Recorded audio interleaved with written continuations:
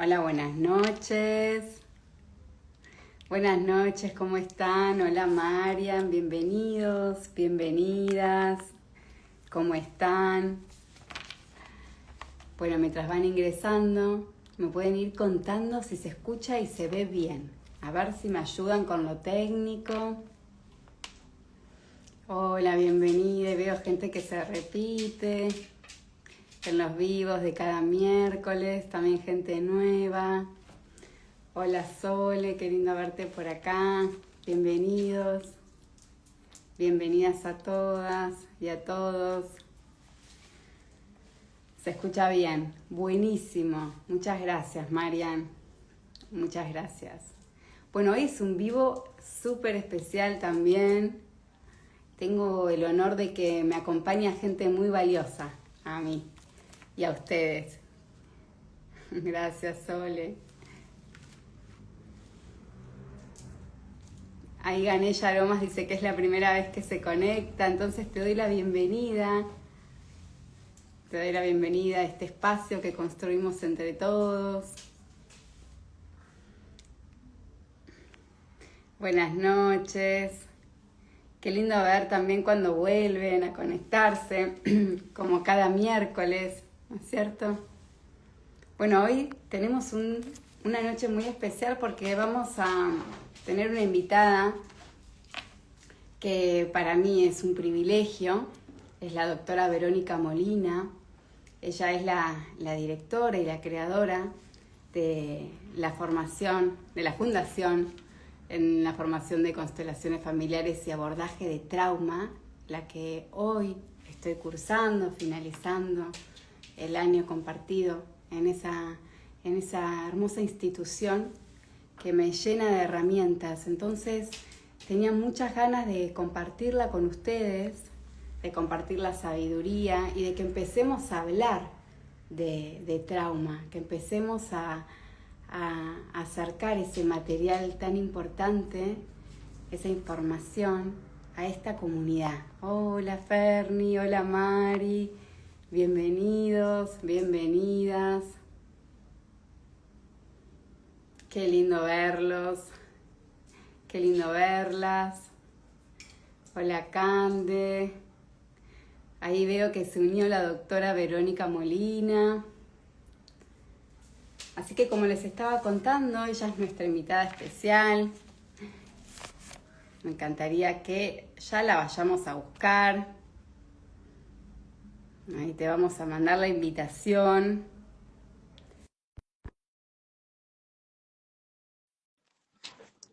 Así ya empezamos a aprovechar este tiempito que tenemos. Bienvenidos. Hola Luz, qué lindo verte. Qué bien, bien. Bueno, mientras tanto les quiero ir contando, ¿no? ¿Quién es Verónica Molina?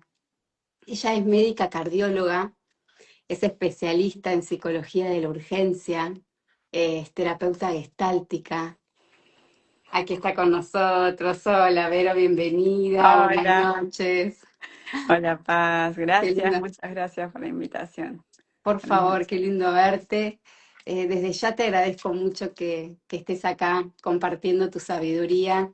Y te estaba presentando un poco con tu carrera, ¿no? Con tu trayectoria, que bueno, no dejaba de nombrarla porque es muy importante. Pero además decirles que, bueno, es una mujer a la que admiro, con la que actualmente estoy estudiando, les estaba contando acerca de la formación de abordaje trifocal del trauma y la importancia, ¿no? De que cuando empezamos a recorrer y a tomar nuevas herramientas, bueno, es darse cuenta, ¿no? Lo importante y lo que resta mirar, ¿no? Y cuántas herramientas podemos ir obteniendo, por ejemplo, como en esta formación en la que aún sigo indagándome, ¿no? Sigo indagándome a mí, sigo mirando mi sistema familiar y cuántas posibilidades. Así que gracias por estar acá, por compartir con nosotros.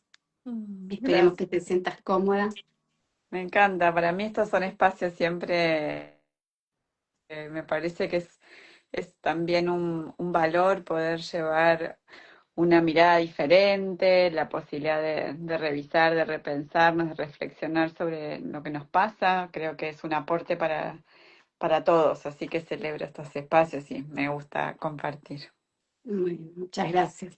Bueno, yo me preparé unas preguntas, igual podemos ir fluyendo, pero como para empezar, ¿no? Y entrar en el tema, ¿cómo definís vos el trauma? De una manera sencilla, ¿no? Sabiendo que abre tantos abanicos, pero desde esta sencillez y desde esta comprensión que nos podemos acercar hoy a todos, ¿qué es el trauma? ¿De qué nos Mm. habla el trauma?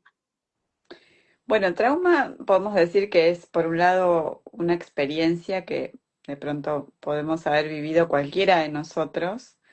No necesariamente tiene que ser una experiencia muy trágica, muy intensa, sino que puede ser una situación de pronto que las personas consideren, bueno, fue difícil, pero traumática quizás no se piense así, no sé, que alguien lo echen del trabajo, por ejemplo, o que una persona tenga que pasar una intervención quirúrgica o odontológica que fue muy dolorosa o muy sorpresiva y dirían qué difícil que fue, pero quizás no se piensa que eso fue traumático y a la luz de las huellas que justamente esta experiencia deja en el cuerpo, en el sistema nervioso, en nuestra forma de conducirnos y de manejarnos después de lo que pasó, podemos pensar que si aparecen síntomas, podría estar relacionado con una consecuencia del trauma, ¿no? Entonces el trauma es por un lado traer más la idea de que no son tan particulares y raras,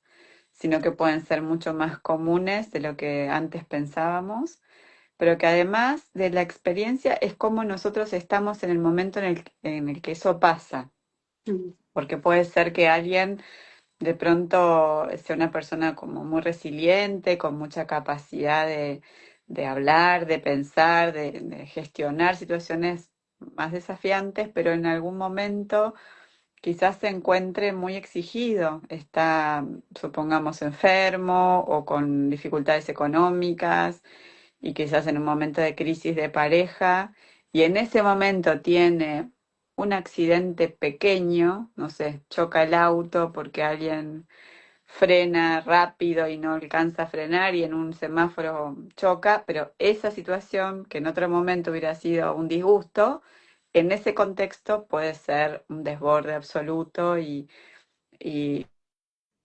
crisis de angustia o insomnio o crisis hipertensivas, ¿no? Entonces, traer un poco la idea de que el trauma es visto así, es una forma de gestionar lo que nos desborda, ¿no? Es como si fuera una represa que de pronto se desborda.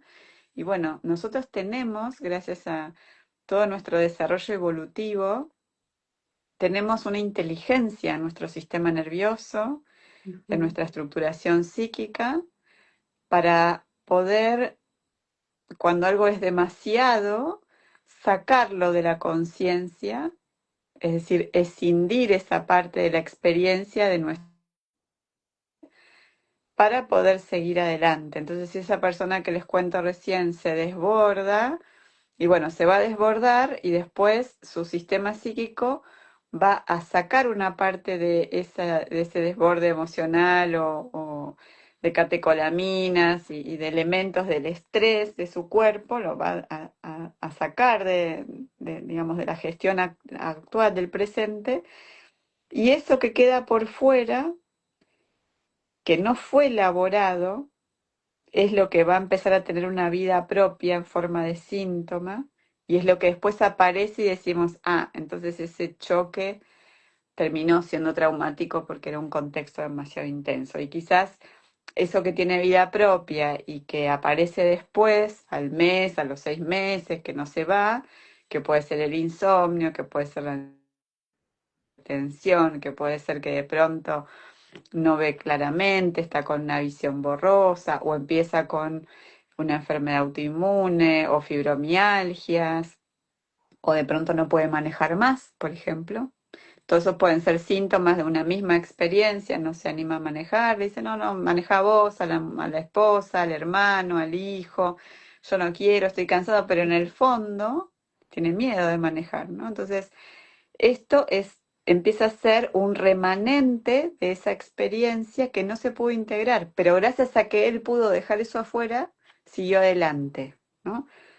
Pero bueno, esto que quedó afuera, que es lo que después consideramos lo traumático, nos permitió seguir adelante, pero nos cuesta mucha energía vital, porque para poder mantener eso afuera de la conciencia, que sería lo que sintió en el momento, las sensaciones físicas, los deseos quizás de gestionar de otra manera lo que estaba pasando y no pudo, todo ese material que no se puede acceder en la conciencia nos lleva mucha energía vital para mantenerlo afuera, ¿no? Entonces eso también colabora negativamente.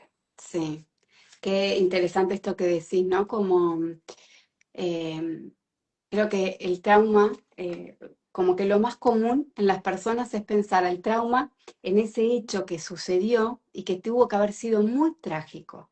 Y Mm, que a veces, pasado el tiempo, primero que el trauma es aquello que sentimos en consecuencia con lo que pasó, ¿no? Es aquello que no nos posibilita a tener una vida fluida o que se acerca, ¿no? A las condiciones naturales o aquello que apunto. Eso por mm, un lado. Y por otro, em, cómo se puede instalar incluso en el cuerpo. Es decir, hay un hecho, hay algo que sucedió que no tiene que ser súper trágico. Y por otro lado, verlo, porque hay gente que dice, yo no me acuerdo si pasó algo. Pero ¿y en dónde está? Y están las sensaciones de mi cuerpo o está en aquello que no sé, no puedo hacer, ¿no? ¿Cómo son esas? ¿Cómo me puedo dar cuenta de eso? ¿Cómo esa persona puede notarlo? mm. Bueno, en general el trauma aparece en sus síntomas por aquello que se repite, que no sabemos bien a qué obedece y que aunque intentamos con la voluntad desarmarlo, modificarlo, no lo logramos parcialmente. Es decir, si supongamos este ejemplo que les di, que bueno, hay una persona con la que trabajé que tuvo una experiencia parecida, que iba conduciendo su auto eh, con su esposa que estaba embarazada y tenía una hija chiquita en el asiento de atrás y tiene un accidente y vuelcan el auto, un accidente tonto, así un giro rápido, pero terminan volcando el auto. Y él, después de ese accidente, no se animó a conducir más, ¿no? Ese es claramente un ejemplo de un estrés postraumático donde el síntoma es esta inhibición, ¿no? A seguir conduciendo. Y él intentó como de muchas maneras, ¿no? Poder volver a manejar y todo el mundo le dice, bueno, pero si fue un accidente, son cosas que pasan. No, nadie salió mal herido ni tuvo consecuencias trágicas más allá del momento que fue muy difícil, ¿no? Eh, Sin embargo, a él le costaba mucho volver a manejar, ¿no? Y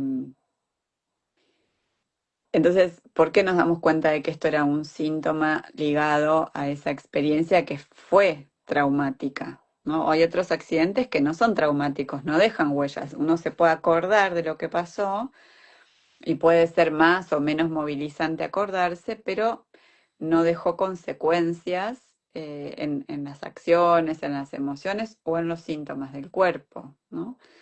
Ahora, si a partir de ese evento hay algún tipo de repetición, ¿no? En este caso lo que yo les cuento es un síntoma en la conducta, ¿no? Pero pueden ser otras formas de síntoma, que por supuesto hay que investigarlo, hay que ver las posibles causas y dentro de esas posibles causas está lo traumático. En general no se resuelve por voluntad, no es que las personas no quieran o que de pronto surge depresión, suponete, después de una experiencia traumática. Entonces la gente dice, bueno, pero ponete bien, no fue tan grave, mejorarte, tenés que superarlo. Y eso es lo peor que podemos hacer con alguien que está Ujú. atrapado en un síntoma, porque no depende de la voluntad. Entonces cuando las personas escuchan eso se sienten más solos, dicen, pero si yo no sé cómo hacer para sentirme mejor, no sé cómo hacer para volver a conducir el auto, no lo puedo hacer, ¿no? Entonces, bueno, estos son los casos donde podemos pensar, acá hay algo que pasó, que por supuesto, como digo, se tiene que investigar y en mi mirada trifocal esa investigación incluye la mirada sistémica y la mirada transgeneracional y a veces social, porque en general los eventos traumáticos individuales están conectados con historias familiares. Mm, Todos venimos de historias, ¿no? Entonces, las conozcamos o no, a veces se encuentran su forma de aparecer en nuestra vida en los circuitos de repetición. Entonces a veces hay que darse un tiempo para trabajar con ciertos síntomas que tienen que ver con traumas de choque, con traumas de desarrollo, que son el foco individual, pero es importante saber que ahí no se termina el trabajo aunque uno mejore, que es ujú. necesario abrir la mirada porque si no la tendencia es justamente a repetir esos síntomas diversas. Entonces, si una vez fue un accidente, otra vez puede ser una enfermedad u otro tipo de situaciones, ¿no? Sí, y aprovecho, ¿no? A preguntarte acá. Por ejemplo, en este caso, ¿no? Este papá tuvo el accidente, este papá digo porque había una niña, ¿no? Ahí estaba la mamá del papá y esta niña. Y este papá siguió adelante, no se detuvo a ver eso, no se detuvo a ver ese susto o a ver ese trauma. Podemos decir que entonces, en esto que vos traes de lo transgeneracional o del trauma sistémico, ese trauma puede pasar a esa hija. Claro, claro. Bueno, en este caso, la hija estaba en el auto, también había un bebé, ¿no? La mujer estaba embarazada, un embarazo bastante avanzado. Incluso esa experiencia traumática puede haber dejado huellas en el bebé intraútero, ¿no? Me acuerdo un caso, otro caso, una paciente con la que trabajé un tiempo, que en un momento recordó, entró en un estado de mucho congelamiento a partir de una sesión y en el momento, explorando su congelamiento, recordó un relato familiar, o sea, el recuerdo fue físico y después vino la conciencia del relato de que cuando ella estaba en la panza de su mamá estaba embarazada de 7 meses de ella, hubo un robo violento en su casa, donde a sus padres los amenazaron y a la madre embarazada la metieron adentro de un placar. Ujú, Y bueno, y fue una situación muy difícil porque el papá estaba afuera, había como muchos gritos, mucha violencia, no sabía qué estaba pasando. Y dicen que ella, en la panza de su mamá, a partir de ese momento no se movió más. ujú, Entonces después pasó todo, el papá estaba bien, la madre también, bien, digamos, como se puede estar después de un robo, pero no había pasado nada trágico. Y la mamá permanentemente iba a la guardia porque no sabía si ella vivía o no, porque no se movía en la panza. O sea que el congelamiento que en un momento apareció en las sesiones ya había estado durante esa última parte del embarazo a partir del evento traumático y de hecho nació de post-término y con un parto inducido, porque ella no se movía. O sea, efectivamente esa bebé había quedado congelada intraútero, ¿no? Por la vivencia tan traumática de la mamá. Entonces, así como esa niñita en el asiento de atrás puede tener algunos signos de trauma y hay que explorarlo, de nuevo, esto viene porque aparecen síntomas. Si no aparecen luego del evento, normalmente el primer mes después de un evento, es cuando el psiquismo y el cuerpo intentan reorganizarse, ¿no? Luego de la ujú, situación de estrés. Entonces no se considera que ese primer mes sea determinante, porque simplemente es un tiempo de procesamiento, pero si después del primer mes permanecen síntomas eh, físicos o emocionales, entonces sí se considera que eso puede ser estrés postraumático y ahí se sugiere siempre hacer un tratamiento. Pero a veces pasa que en el momento hay una forma de integración de lo que sucedió sin elaborarlo, ¿no? Esto que decía antes, es como tratar de dejar eso por fuera de la conciencia y cuanto más pequeña es la persona o más desbordada está en ese momento, más desafiante es la situación, más probable es que se use ese mecanismo, ¿no? Que es una forma de represión, de escindir de la conciencia todo lo que ocurrió.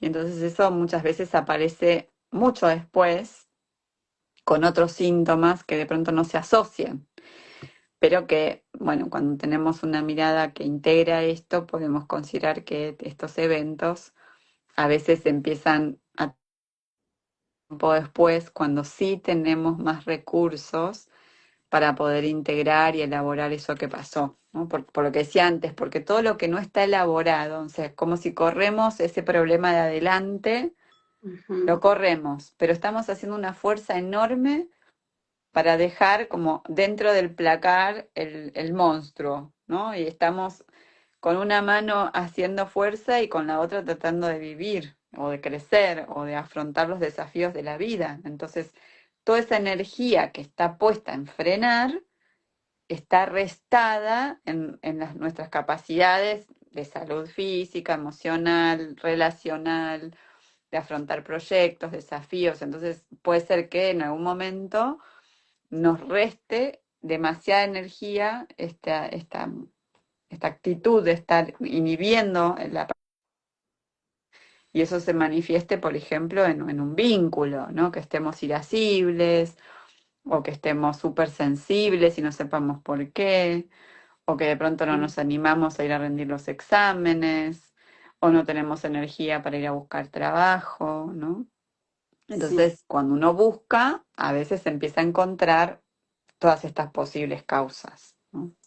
Que en este caso, bueno, porque vos lo estás contando, se ve clarísimo, ¿no? Como el congelamiento, como la base del trauma, ¿no? Como eso que pasó intrauterino y de repente ese mecanismo aparece en la vida, ¿no? Entonces no me entrego, no confío, ¿no? Me guardo en ese placar, ¿no? Pareciera como me sigo guardando y no voy hacia la vida. Y en este caso está súper claro. Pero hace un momento también habías mencionado, ¿no? Acá estábamos un poco viendo lo que es cómo se puede reflejar el trauma sistémico, ¿no? Y cómo desde estos padres puede pasar a un hijo, ¿no? A los posgénitos. Sí. Ujú. Pero mencionaste hace un momento lo que es parte del trauma del desarrollo, ¿no? El otro día escuchaba un video, creo que de David Corbera, que él decía algo como de, mis padres no discutieron nunca, ¿no? Él mencionaba un ejemplo, mis padres nunca discutieron, y la persona decía, no, en mi infancia estaba todo bien, mis padres nunca habían discutido. Entonces lo que él refería era que, ¿quién estaba sometido ahí? ¿No?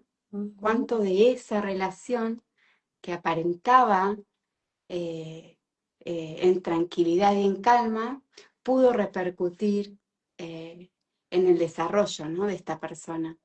Y Ujú. cuántos de esos traumas que no son así accidentes o catástrofes, ¿no? Pero que son, parecieran más pequeños y sin embargo, si pasan en la primera infancia, cómo se pueden ver también en la adultez, ¿no? Ujú. Sí. Bueno, a veces lo traumático no es lo trágico, a veces es lo que no pasó, lo que no Mm. hubo, ¿no? Lo que no se pudo dar. Entonces a veces pasa mucho esto, que las personas cuando empezamos a investigar, a indagar en la historia, en la infancia, dicen, no, mi infancia fue feliz, todo estuvo todo bien. Y ya sabemos que cuando aparece ese relato, ahí va a haber que hacer mucho trabajo, ¿no? Porque de pronto eso que fue todo bien y fue feliz, porque yo hacía lo que quería, me acuerdo otro paciente que me decía, me levantaba a la mañana y me agarraba mi bicicleta y me iba en una ciudad del interior, ¿no? Vivían y me subía a los árboles y a los pinos y tenía amigos y volvía a la noche a mi casa y ningún problema, nadie se preocupaba porque estaba todo bien, ¿no? Como yo tenía mucha libertad.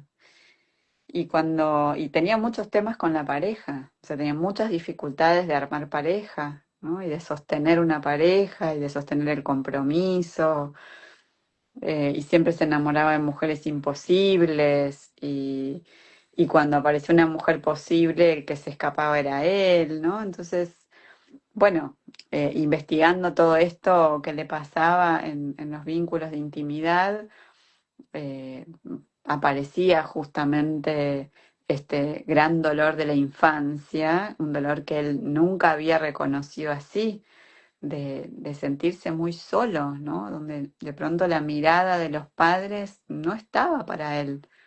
No, no. Creció sintiéndose al principio, seguramente muy solo, ¿no? Y después libre. Entonces, la libertad no era tanto libertad, ¿no? Era más una forma adaptada de no sentir el dolor de la soledad. Entonces, a veces el trabajo requiere mucho de este cambio de la narrativa, porque, Eso, sí. porque nos contamos muchas historias así, ¿no? O de pronto los chicos que dicen no traen ningún problema, son siempre buenos y les van todo bien y son los que ayudan a todos, ¿no? Y son excelentes y no traen problema los padres. Sí, sí, mis hijos son bárbaros porque no traen ningún problema. Y bueno, y sabemos que eso se llama sobreadaptación y es un mecanismo de autorregulación cuando se viven experiencias muy desafiantes en la familia, donde los chicos sienten que, bueno, no se puede sumar ninguna carga a ese sistema familiar porque ya todo lo que está pasando es mucho, entonces no se puede ser un niño normal o un adolescente normal que se equivoca, que tiene necesidades, que hace berrinches, que se enferma, ¿no? O que se revela. Tienen que ser chicos que no traen problemas para que más o menos las cosas se sostengan, ¿no?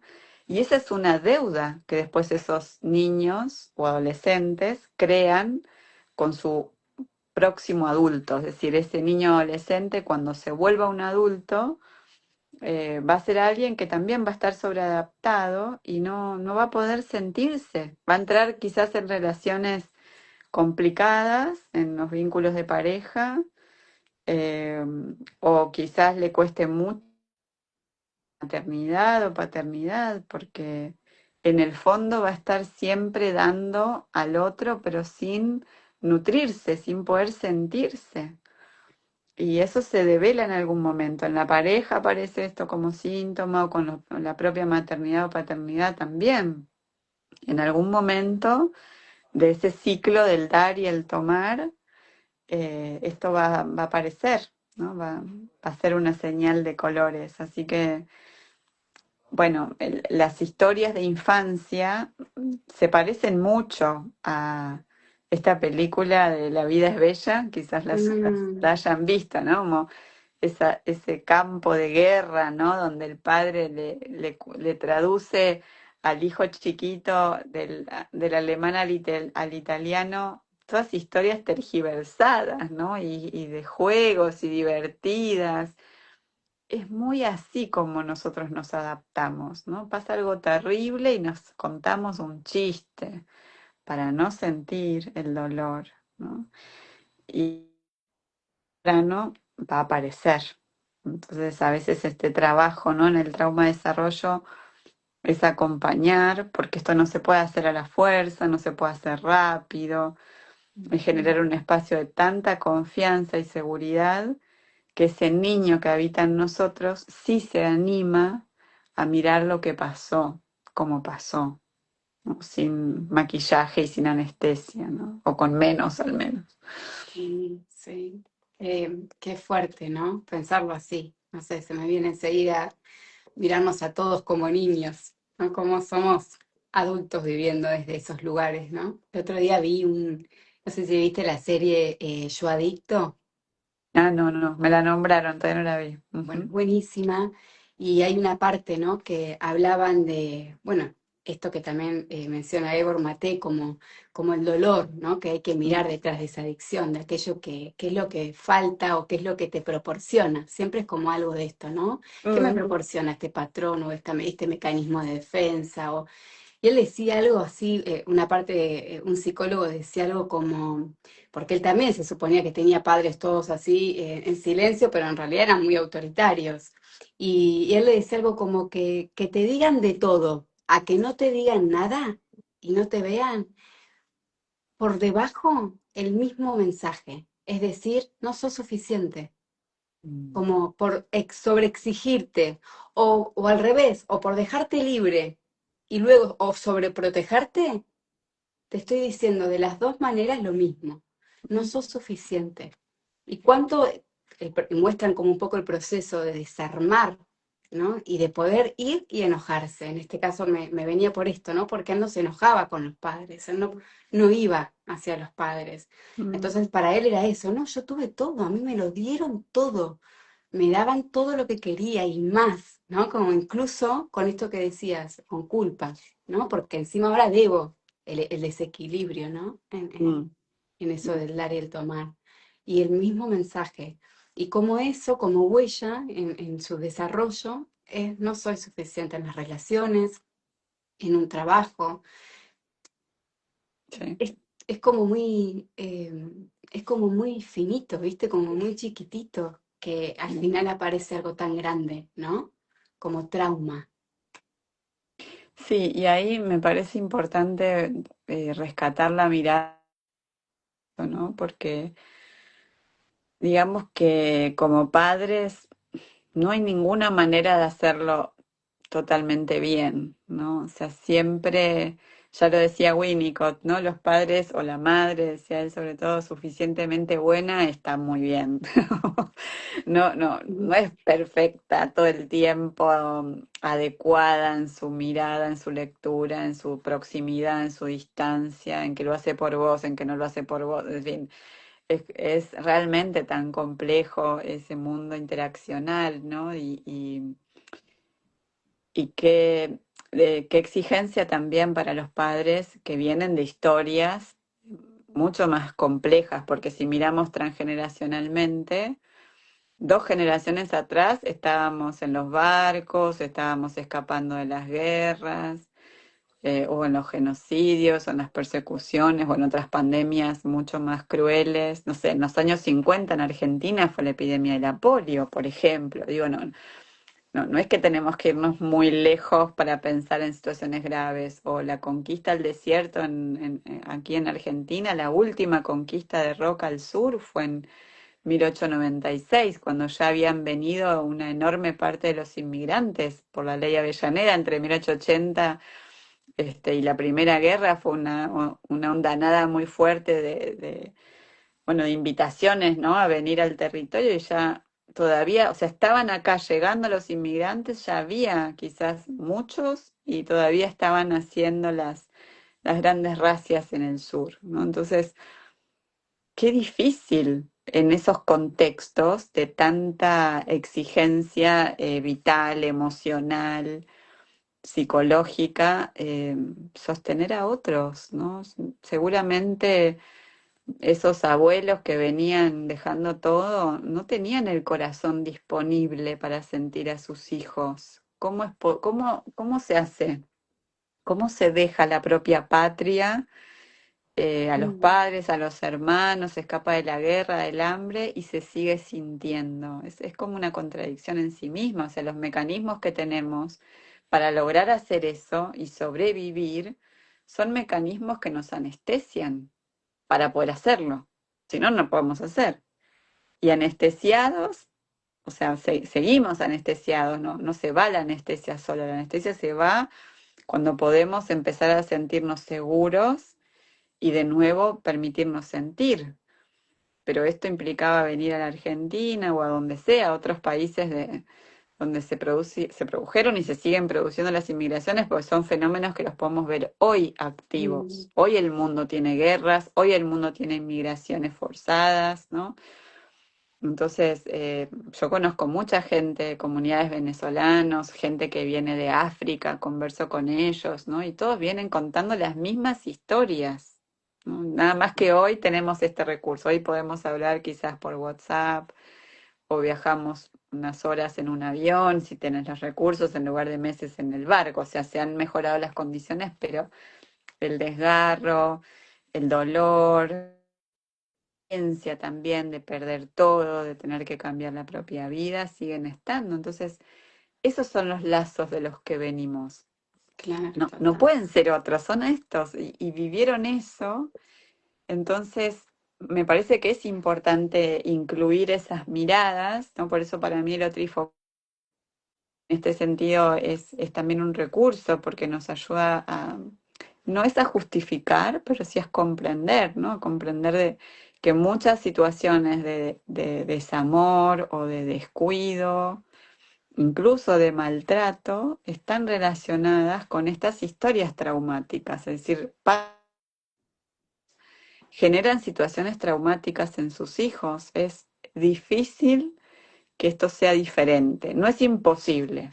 Hay personas que tienen una sabiduría y una resiliencia muy innatas y que pueden, a pesar de la adversidad, hacer algo distinto, pero en general la gran mayoría repite sin más recursos, ¿no? Sí, sí, esto que vos proponés también, ¿no? Con esta formación trifocal y seguramente desde las constelaciones también, ¿no? Esto de poder mirarlo todo, el dolor de la infancia o la crianza que cada uno pudo haber vivido, y pero mirarlo todo y mirar más atrás, que tampoco está tan lejano, como decías vos, todo esto pasó muy reciente, ¿no? Y está en nosotros, ¿no? Como una herencia invisible, genética también.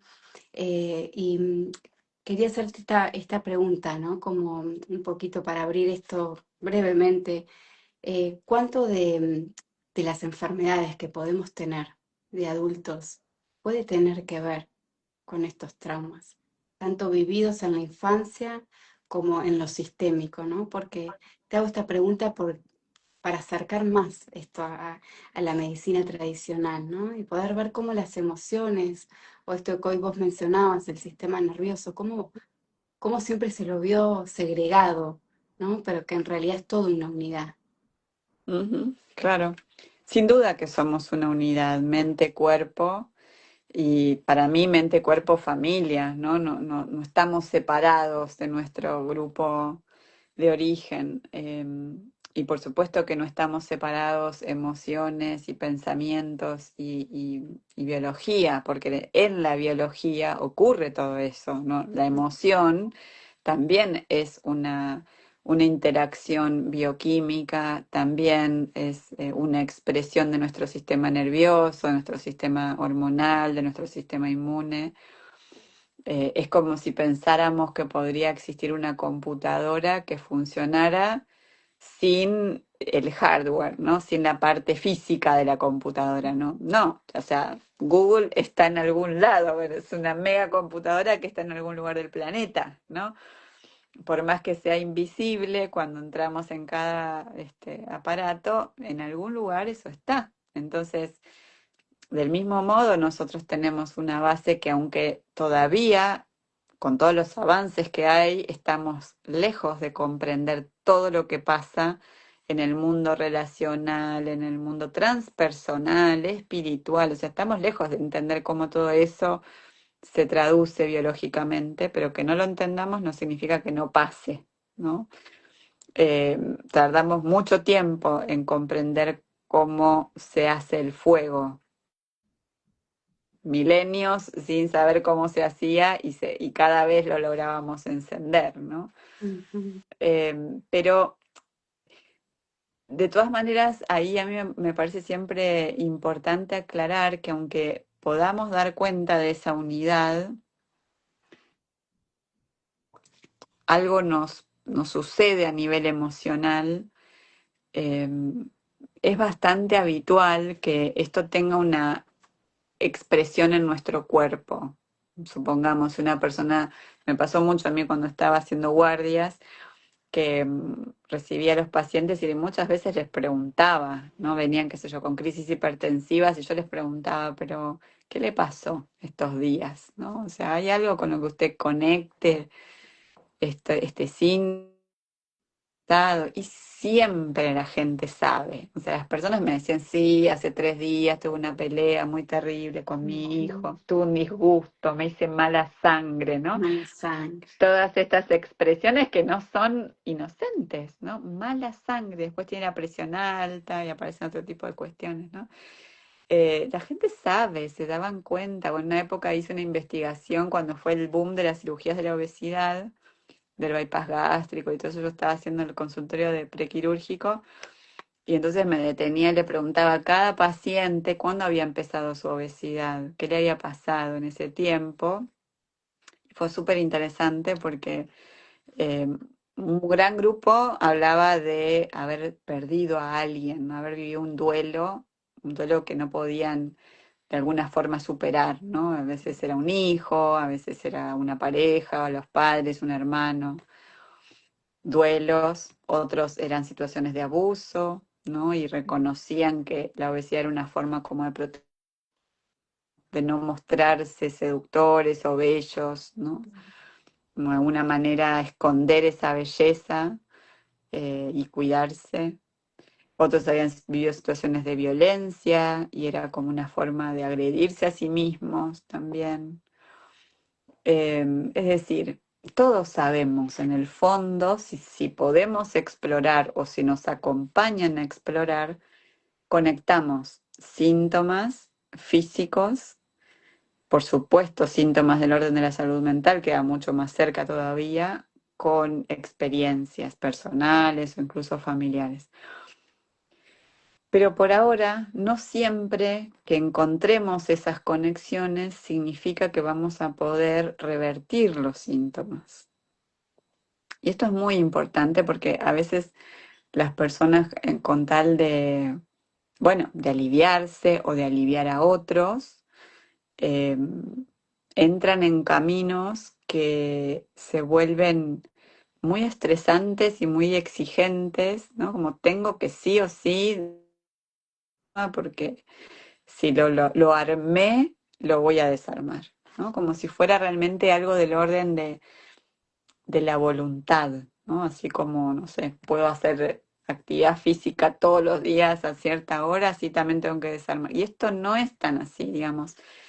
Es una complejidad muy grande la que nos habita y también a veces hay síntomas que se quedan. Eso también hay que decirlo. O sea, a veces el proceso que hacemos no es para que se vaya un síntoma, es para Es, poder mirar con otros ojos esa experiencia, para comprender la sabiduría de ese síntoma como mensajero. Eso es muy transformador, pero es muy importante renunciar también a esa omnipotencia, ¿no? De yo quiero que esto se vaya y voy a hacer cualquier cosa. A veces tenemos que ser humildes porque la vida nos indica que hay que caminar un tiempo con eso que nos angustia o que nos cuesta o que nos duele. Entonces, con qué nos conecta, para qué llegó, en qué sentido eso también completa algo en nosotros o habla de nosotros, puede ser una llave. Y yo siempre digo en este sentido que estar sanos no es no estar enfermos.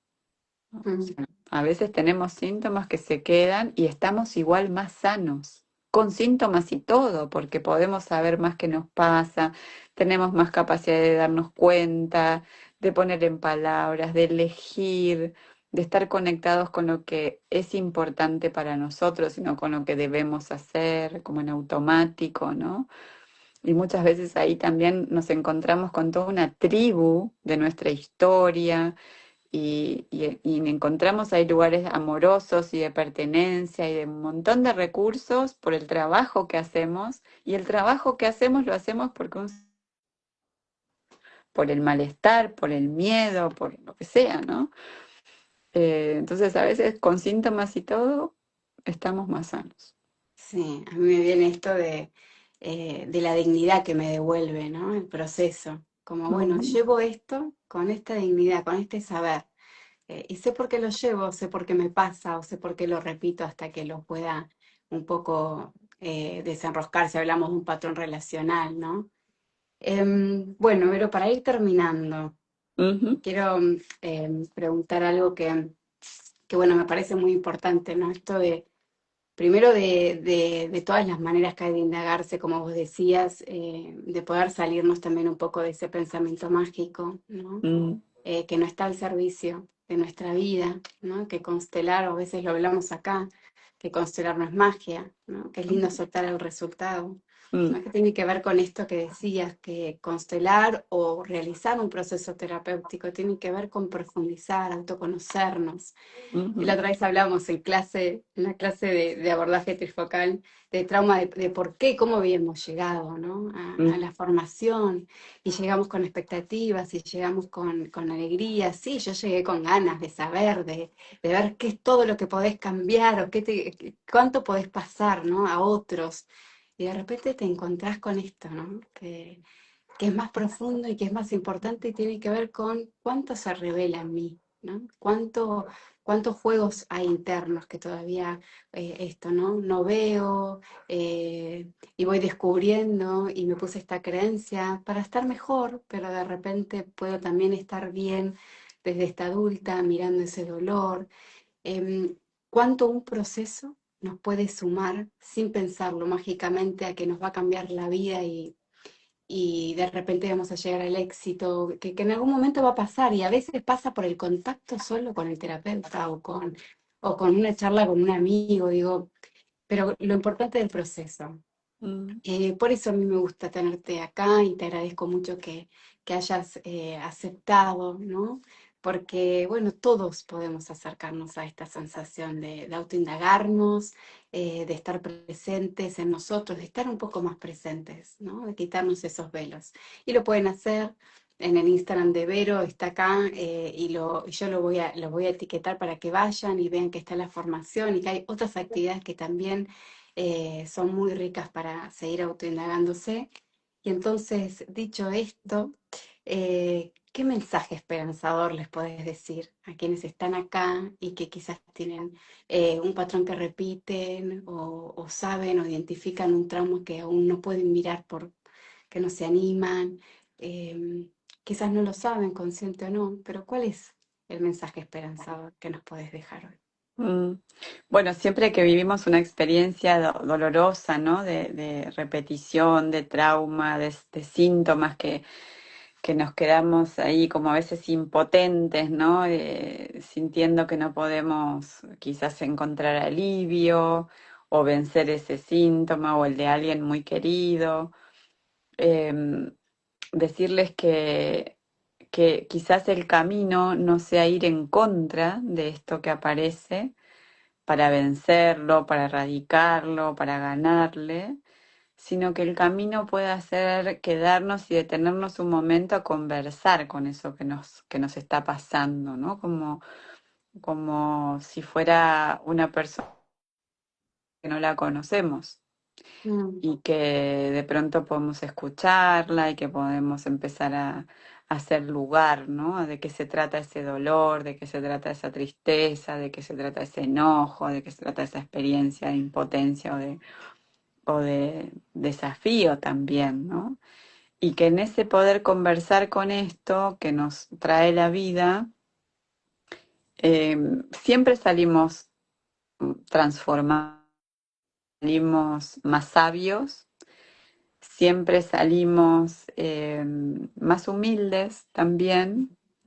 Y a veces los síntomas se alejan, a veces bajan su intensidad, a veces se hacen más amables, o si se quedan, ya estamos con alguien a quien conocemos mucho, ¿no? Entonces cambia profundamente nuestra manera de estar con eso que la vida nos invita. Así que eso, que hay otro camino, que hay otros caminos y que esos caminos no tienen por qué ir en contra, sino que es importante sumar recursos, ¿no? Pensar en lo complementario y creo que ahí tenemos una potencia enorme porque la medicina, la ciencia ha desarrollado muchísimos recursos y que no hay por qué descartarlos, que son oportunidades de alivio y de bienestar, pero que solo la ciencia nos deja sin un sentido, sin una profunda transformación. Entonces los síntomas después vuelven si no escuchamos, ¿no? De qué se trata ese desafío. Así que creo que lo complementario en todo lo que hagamos nos va a dar bueno, una profundidad y un sentido de experiencia que son profundamente transformadores y dan mucho alivio y también benefician a la familia, porque aquello a lo que no nos podemos hacer cargo muchas veces trasvasa a los hijos, ¿no? Y a los descendientes. Entonces, cuando decimos yo quiero ir a constelar porque quiero cortar con esto que pasó en mi familia, lo único que podemos hacer es realmente ocuparnos de lo nuestro. Si nos ocupamos profundamente de lo nuestro, les damos mucho alivio a los que vienen después y además más recursos para poder, porque todos vinimos acá a aprender, ¿no? La diferencia es con cuántos recursos contamos y con cuánto camino allanado, pero aprender tenemos que aprender todos. Hermoso, hermoso, Vero. ¿Cómo te sentís vos? ¿Cómo estás? Muy bien, muy bonito conversar con vos. Muy Bueno, bien. Vero, gracias, muchas gracias. Gracias a todos ahí que están agradeciendo. Siempre es un placer encontrarse, encontrarnos y crear este lindo momento, este lindo espacio que nos hace un poquito más llegar a nosotros mismos, ¿no? Como un caminito. Ujú. Hermosas palabras te dicen acá, Vero. Gracias, Ron.